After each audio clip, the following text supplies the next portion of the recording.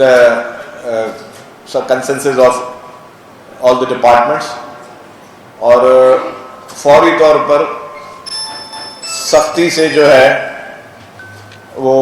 उस पर कार्रवाई शुरू करने जा रही है हुकूमत सिंध। सबसे पहला जो इशू है वो है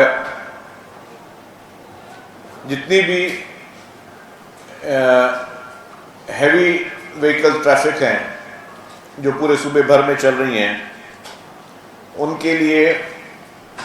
फौरी तौर पर हुकूमत सिंध उनकी फिटनेस पे जो है वो काम करने शुरू जा रही है। ये पहले भी मैं कह चुका हूँ कि ट्रांसपोर्ट महकमे के पास सिर्फ 2 मोटर व्हीकल इंस्पेक्टर थे जिनकी जिम्मेदारी थी कि वो सारी उन्होंने करनी, लेकिन उस पर कुछ मज़ीद तेज़ी करने जा रहे हैं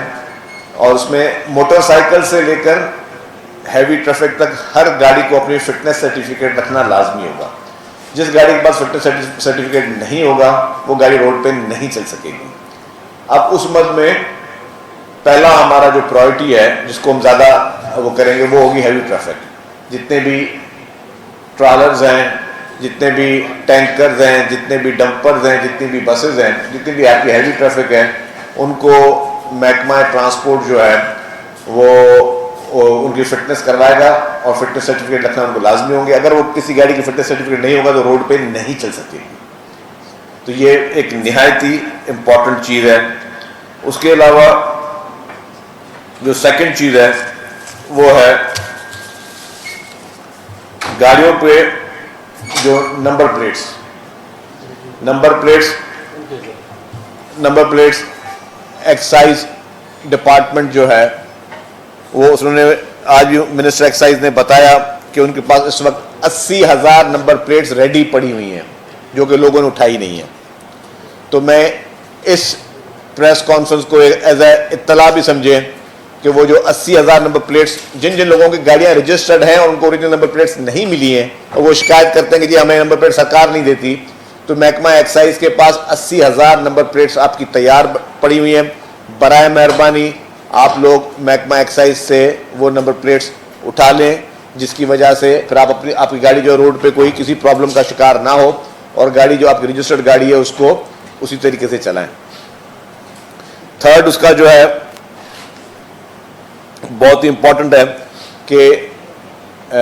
वाटर बोर्ड ने जितने भी वाटर टैंकर्स हैं उनको बार कोड्स दिए गए हैं।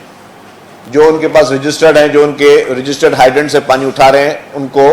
बार कोड्स इशू किए गए हैं और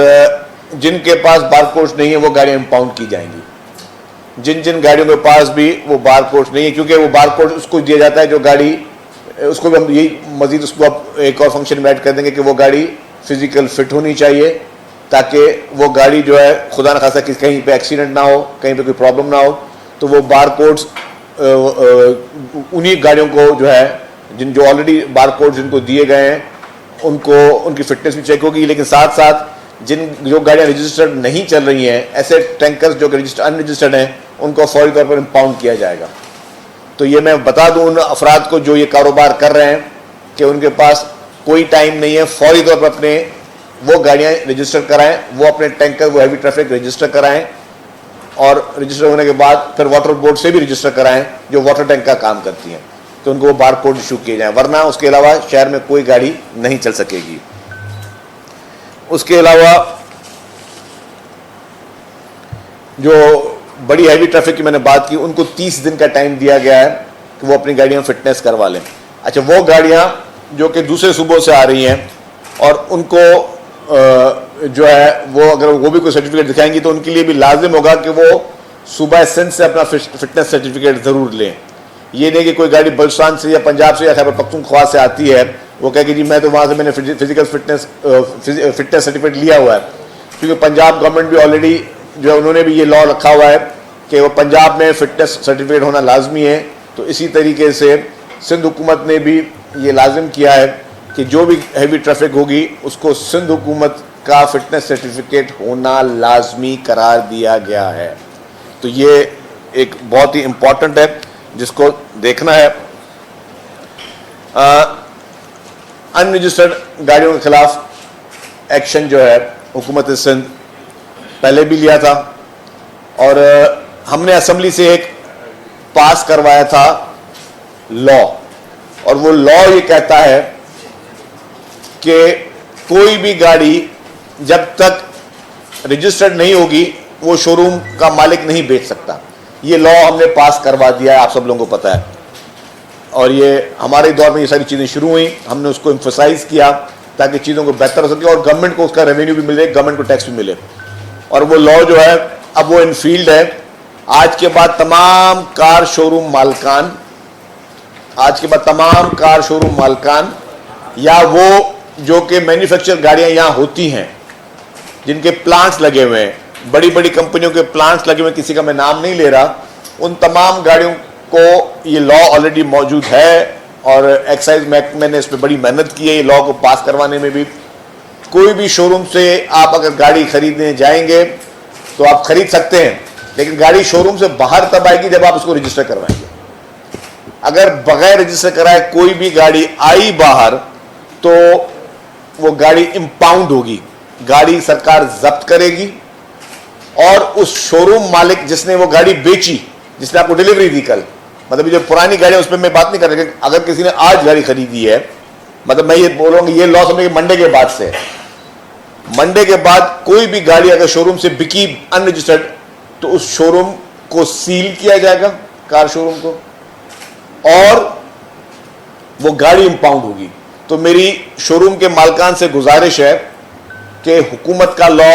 हर शहरी पे लागू होता है, आप पर भी वही लॉ लागू होता है। तो ये आप पर लाजिम है कि आप सिर्फ वो गाड़ी शोरूम आप बेच सकते हैं गाड़ी, लेकिन गाड़ी आप शोरूम के बाद डिलीवरी तब दे सकते हैं जब वो गाड़ी रजिस्टर्ड होगी। ये तो हो गया आपकी जो एक लोकल मैन्युफैक्चरिंग गाड़ियां। अच्छा, लेट्स सपोज किसी एक शोरूम वाले ने, किसी प्राइवेट शोरूम वाले ने किसी बड़ी एजेंसी से, किसी सुजुकी की, टोयोटा की, होंडा की एजेंसी से 10 गाड़ियां खरीद ली इन्वेस्टमेंट पर्पस के लिए, तो वो 10 गाड़ियां भी अगर उसने खरीद ली है तो उस पर लाजिम है कि वो जो ट्रॉलर है, अच्छा वो बाय रोड वो गाड़ियां भी नहीं आ सकती, ट्रॉलर में गाड़ियां लोड कराएगा, अपने शोरूम पे खड़ी करेगा, ट्रॉलर पे लोड करके अपने जो कैरियर्स होते हैं, जो इसके कार कैरियर्स होते हैं, उसमें लोड करके अपने शोरूम पे खड़ी करेगा, और उसके बाद जब वो शोरूम पे गाड़ी खड़ी हो गई वो भी तब किसी को डिलीवरी दे सकता है जब वो गाड़ी रजिस्टर्ड होगी, वरना उसके खिलाफ भी कार्रवाई होगी कि जी उसने लेट सपोज किसी शोरूम से ले ली गाड़ी, फिर उसने जो है और वो गाड़ी उसने किसी को बेच दी, तो उस जो शोरूम का मालिक है या जो जिसके पास एजेंसी है किसी पाकिस्तानी लोकल मैन्युफैक्चरिंग गाड़ी की, उसने भी अगर किसी को बेचनी है तो किसी शोरूम वाले को तो उससे रसीद लेनी है और इस अंडरटेकिंग पे लेनी है कि अगर वो गाड़ी रोड पे चली तो he will be also equally responsible.